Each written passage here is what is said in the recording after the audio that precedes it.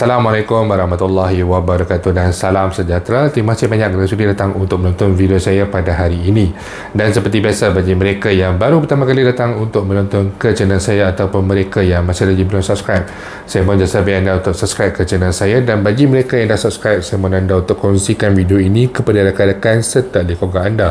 Semoga apa yang saya nak kongsikan sedikit pada hari ini adalah satu perkongsian yang bermanfaat untuk kita semua, insya-Allah. Okey, jadi saya rasa semalam agak panas berkenaan dengan isu bagi tuntutan pengeluaran kadar BSP secara bersasar, yang mana ada pelbagai perkara yang berlaku pula, ada perkara yang baik dan juga mungkin ada beberapa perkara ataupun respon yang kurang baik daripada individu-individu di sekeliling, yang mana dikatakan bahawa idea untuk melaksanakan tuntutan kadar BSP secara bersasar ni dikatakan sebagai gula-gula pilihan raya, gula-gula politik daripada Parti Perikatan Nasional. Dari segi parti ni saya berani sebut, saya tidak ada masalah. Dikatakan oleh beberapa oranglah calon yang akan bertanding di pilihan raya umum ke-15 nanti. Okey, jadi dikatakan perkara ini sebagai gula-gula dan sebagainya lah. Jadi, pada saya apa yang saya nak ulas sedikit lah, kalau nak dikatakan ia sebagai gula-gula pun sebenarnya tidak ada masalah. Sebab apa? Sebab kerajaan pula. Sebab sekarang ni rakyat, terutama daripada pencarum kadar BSP, memang memerlukan gula-gula tersebut. Yang mana kita tahu sekarang ni, kalau kita nak harapkan bantuan daripada kerajaan dan sebagainya, kita ada BKM sahaja maksimum sampai 2,000 lebih, yang mana dibayar sebanyak setahun 4 kali. Dan tidak ada satu manifesto daripada mana-mana parti politik pun, walaupun ada yang kata nak menghapuskan penggunaan buku teks, tak bagi laptop dan sebagainya, tetapi itu bukanlah dari segi sudut definisi keuangan. Sebab rakyat ini perlukan gula-gula daripada sudut definisi keuangan. Mungkin perlu diwujudkan manifesto yang lebih realistik. Hapuskan yurai PIBG. Contoh, ni dapat duit BKM 300-500 ringgit, nak kena bayar yuran PIBG, nak kena bayar itu, nak kena bayar ini, nak kena beli itu, nak kena beli ini. Jadi pada waktu ini memang cerita dia rakyat memerlukan gula-gula. Jadi kalau nak kata perkara ini dijadikan sebagai gula-gula pilihan raya, sebenarnya tidak ada masalah. Pada saya, ianya boleh jadi anggap sedemikian. Yang penting nasib rakyat itu terbela.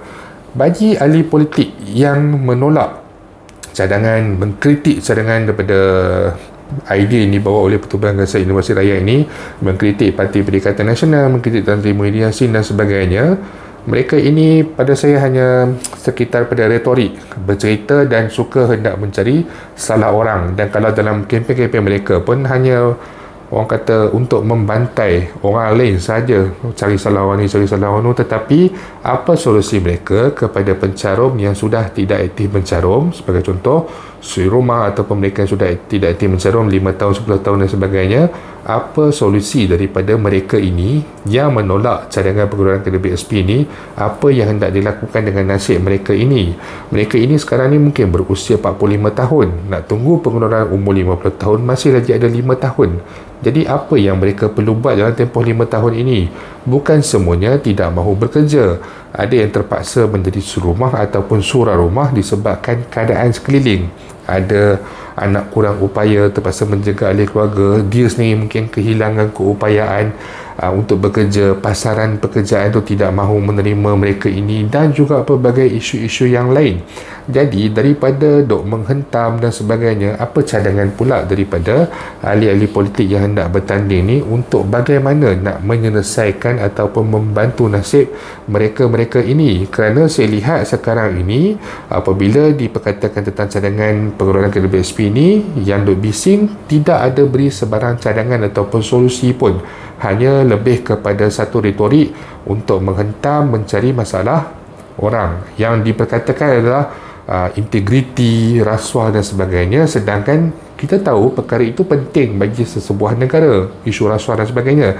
Tetapi rakyat yang di luar sana, dalam keadaan terdesak sekarang ini, dia tak boleh nak melihat pada skop yang lebih besar, rasuah dan sebagainya, sebab dia lihat pada apa yang dia perlu dapatkan untuk hari esok, nak makan untuk hari esok, anak nak bersekolah untuk hari esok. Itu adalah perkara yang lebih realistik.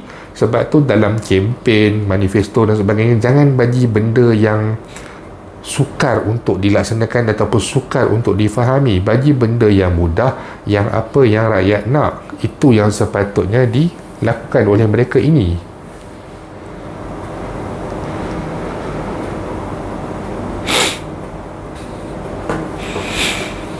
Kemudian sikap mereka untuk menghentam cadangan ini dan sebagainya, adakah kerana mereka bimbang bahawa pencalon KWSP ini ada seramai 14 juta orang ataupun lebih kurang sebanyak 43%, yang mana mereka ini adalah daripada kalangan pengundi sendiri, sebab pencarum ni sudah tentulah berumur yang layak untuk mengundi. Jadi kalau mereka bimbang, bermaksud mereka ini tak faham tentang tuntutan ini pun, dan saya rasa mereka ini tidak melihat pun tentang asas tuntutan ini, kerana tuntutan ini adalah pengeluaran secara bersasar. Suri rumah yang dah tak aktif mencarum, B40 baki bawah 10,000, B40 F40 baki lebih daripada 10,000. Macam tu dia punya mekanisme dia. Jadi mereka ini bercerita tentang wang saraan pada waktu pencen, baki tidak mencukupi dan sebagainya. Mereka sedar tak perkara ini adalah bersasar, dan apabila bersasar ini pula bukannya wajib kepada semua pencarum yang mungkin berada dalam kategori ini. Suri rumah ni bukannya dia wajib keluarkan, malah ada suri rumah yang mungkin tak nak keluarkan sebab pasangan dia ataupun surat rumah yang isteri dia mampu untuk menanggung dan sebagainya, ataupun mereka ini ada menjana pendapatan lain, mereka tidak melihat KWSP ini sebagai keperluan, mereka tidak akan mengeluarkannya. Malah borang aduan daripada Pertubuhan Gagasan Inovasi Rakyat sahaja pun hanyalah sekitar 200,000 lebih. Jadi apa yang mereka nak takutkan sangat dengan isu ini? Kalau isu ini nak dijadikan sebagai gula-gula dan sebagainya pun, kerana gula-gula ini lebih realistik dalam membantu rakyat pada khemah saya. Kenapa mereka ini nampak resah dan gelisah? Dan kalau mereka resah gelisah sebab 14 juta pencarum, bermaksud mereka memang tak tahu pun asas tentang tuntutan pengeluaran KWSP secara bersasar.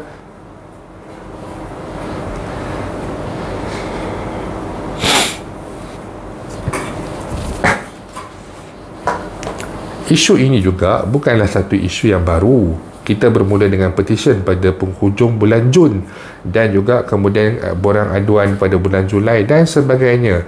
Telah pun melalui Abang Azmi Bugis cuba menghubungi ahli-ahli parlimen. Pada waktu itu parlimen masih ada, belum dibubarkan dan sebagainya. Tetapi pada waktu itu mereka-mereka yang menentang sekarang ini tidak pun memberikan sebarang jawapan, sebarang respon sama ada mereka hendak menerima benda ni ada value ataupun tidak.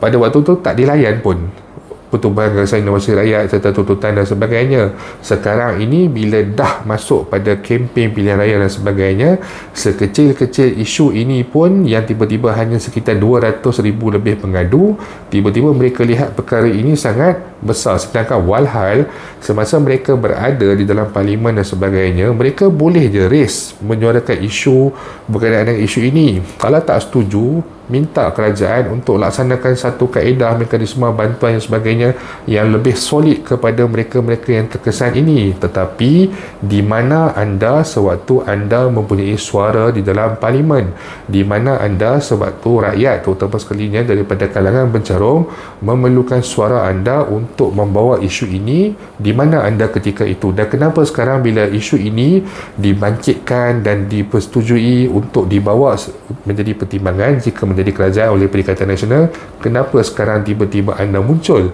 sedangkan anda ada masa 3 bulan, 4 bulan sebelum ini untuk bersuara tentang isu ini, tetapi anda diam. Dan yang terakhir sekali saya lihat daripada penjelasan oleh Abang Azmi Bugis, penjelasan dan juga penafian, dan malah Abang Azmi Bugis juga dengan terang mengatakan, menafikan bahawa beliau tidak menyuruh pencarum ini menyokong mana-mana parti tertentu ataupun menghentam mana-mana parti tertentu. Dan kalau pada saya, kalau Abang Azmi nak suruh sekalipun ataupun saya nak suruh sekalipun, pada saya tidak ada masalah, sebab undi ini adalah rahsia, tetapi dia bukan wajib untuk dirahsiakan. Dan malah kadang-kadang kita boleh lihat sendiri dengan jelas siapa yang mereka ini akan undi, dan tidak ada masalah pun kalau kata kita nak menyarankan untuk pencarum KWSP ini mengundi pihak-pihak tertentu, sebab kita bukanlah orang yang berkepentingan, kita bukanlah memburukkan mana-mana parti dan sebagainya, tetapi sesiapa yang bersetuju dengan cadangan Pertubuhan Gagasan Inovasi Rakyat untuk membenarkan pengeluaran KWSP secara bersasar kepada mereka yang memerlukan, jadi kita akan menyokong mereka ini, sebab kita nak satu kerajaan, satu wakil rakyat yang memahami masalah rakyat, yang mendukung masalah rakyat dan juga yang cuba membantu menyelesaikan masalah rakyat walaupun terpaksa menggunakan duit caruman rakyat itu sendiri. Mungkinlah ada kekangan daripada sudut lain ataupun belum ada lagi idea-idea daripada kerajaan untuk kerajaan yang baru dan sebagainya untuk mempertimbangkan bantuan dan sebagainya.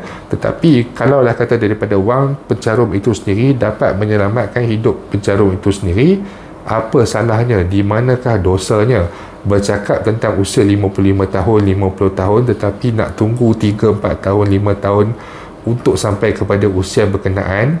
Macam mana mereka ini nak teruskan kehidupan mereka seharian? Jadi kadang-kadang nak berpolitik pun kita perlu tengok sama ada kita, apa yang kita cakap, apa yang kita sebut ini realistik ataupun tidak. Walaupun Perikatan Nasional mengatakan bahawa mereka akan mengkaji, tetapi saya dengan senang, saya rasa undi saya kali ini adalah kepada Perikatan Nasional.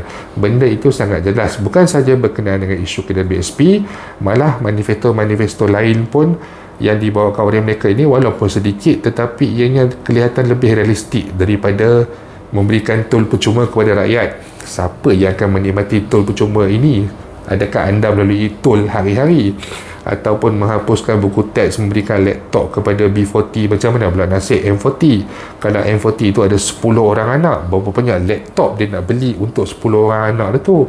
Ataupun golongan T20, walaupun T20 ini berpendapatan tinggi, bukan semua T20 mampu nak beli laptop untuk anak seorang satu. Jadi ada manifesto-manifesto yang nampak macam menyenangkan tetapi sebenarnya dia tak menyeluruh. Jadi daripada Perikatan Nasional ni, walaupun tak banyak manifesto mereka, tetapi pada saya ia adalah satu yang lebih realistik. Dan juga dalam kempen-kempen mereka ni pun, kalau kita tengok, saya kerap tengok di TikTok lah, mereka ini dan juga Barisan Nasional sendiri pun, walaupun saya mungkin tak menyokong barisan, tetapi mereka ini tidak menghentam ahli-ahli politik lain, tidak hari-hari ni, hari-hari duk kempen, duk cerita salah orang, duk cerita hentam, dan benda tu menjadi membosankan. Kita tak nafikan perkara itu berlaku dan penting untuk ada, orang kata, pembersihan dan juga sebagainya, tetapi buatlah perkara tersebut apabila anda telah menjadi kerajaan.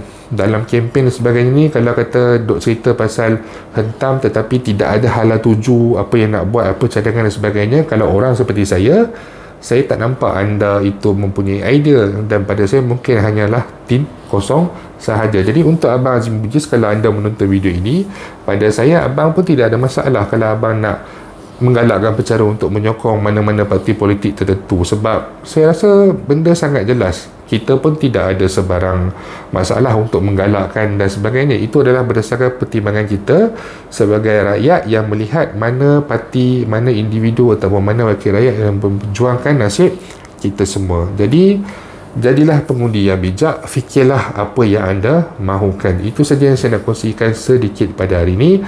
InsyaAllah jika ada sebarang perkembangan baru, saya akan berkongsikan kepada anda semua kelak.